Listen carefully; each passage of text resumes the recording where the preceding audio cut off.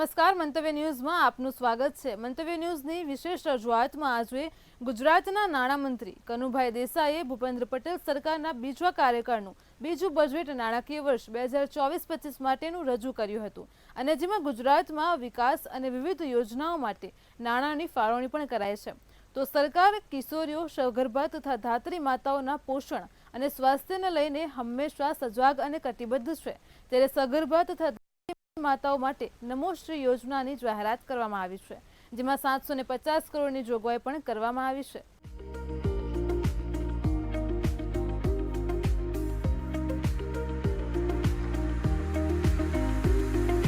ગુજરાત સરકારના નાણામંત્રી કનુભાઈ દેસાઈએ ભૂપેન્દ્ર પટેલ સરકારના બીજા કાર્યકાળનું બીજું બજેટ નાણાકીય વર્ષ 2024-25 માટેનું રજૂ કર્યું હતું, જેમાં ગુજરાતમાં વિકાસ અને વિવિધ યોજનાઓ માટે નાણાંની ફાળવણી કરાઈ છે। સરકાર કિશોરીઓ, સગર્ભા તથા ધાત્રી માતાઓના પોષણ અને સ્વાસ્થ્યને લઈ અને હંમેશા સજાગ અને કટિબદ્ધ હોય છે। ત્યારે આ તાજેતરના વર્ષ 2024-25ના બજેટમાં પણ ગુજરાત સરકાર દ્વારા સગર્ભા તથા ધાત્રી માતાઓના પોષણ અને સ્વાસ્થ્ય માટે વધુ એક યોજના અમલમાં મૂકવામાં આવી છે। નાણાપ્રધાન કનુ દેસાઈએ નમોશ્રી યોજનાની જાહેરાત કરી છે, જેમાં 750 કરોડની જોગવાઈ કરવામાં આવી છે। નાણામંત્રી કનુભાઈ દેસાઈએ નમોશ્રી યોજનાની જાહેરાત કરતા જણાવ્યું હતું કે રાજ્યમાં દર વર્ષે અંદાજે 12 લાખ જેટલા બાળકોનો જન્મ થાય છે, ત્યારે સગર્ભા અને ધાત્રી માતાઓને પોષણક્ષમ આહાર મળી રહે અને તેમના આરોગ્યની જાળવણી થાય તે અમારી સરકારની પ્રાથમિકતા છે। માતાઓ અને બાળકોના પોષણ માટે વર્ષ 2022-23ના બજેટમાં 1000 દિવસ માટે રાશન ઉપલબ્ધ કરાવતી મુખ્યમંત્રી માતૃશક્તિ યોજના જાહેર કરેલી હતી।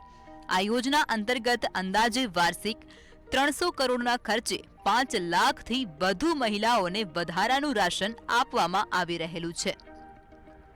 ત્યારે હવે નમોશ્રી યોજના અંતર્ગત મહિલાઓને સરકારી કે ખાનગી સંસ્થામાં પ્રસૂતિ માટેની સહાય રૂપિયા 6000થી વધારી અને રૂપિયા 12000 કરવામાં આવી છે। 3 થી 4 તબક્કામાં આ સહાય કરવામાં આવશે। આ યોજના હેઠળ અંદાજિત 6 લાખ સગર્ભા બહેનોને લાભ આપવાનો અંદાજ કરવામાં આવ્યો છે। તો આ યોજનાથી પોષણની સાથે માતા તથા નવજાત શિશુને આરોગ્ય સુરક્ષા પ્રદાન કરવામાં આવશે।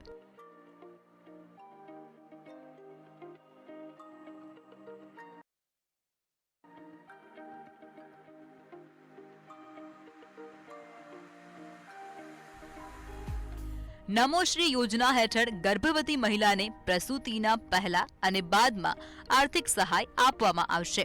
આ યોજનાનો ઉદ્દેશ્ય સરકારી કે ખાનગી દવાખાનામાં પ્રસૂતિ માટે પ્રોત્સાહન આપવું, માતા તથા બાળ મૃત્યુ દરમાં ઘટાડો કરવાનું છે। તો ગર્ભાવસ્થા દરમિયાન માતાને તથા પ્રસૂતિ બાદ બાળકને પોષણ મળે તેવી વ્યવસ્થા સાથે વર્ષ દરમિયાન અંદાજે 6 લાખ સગર્ભા મહિલાઓને આ યોજનાનો લાભ આપવાનો હેતુ છે।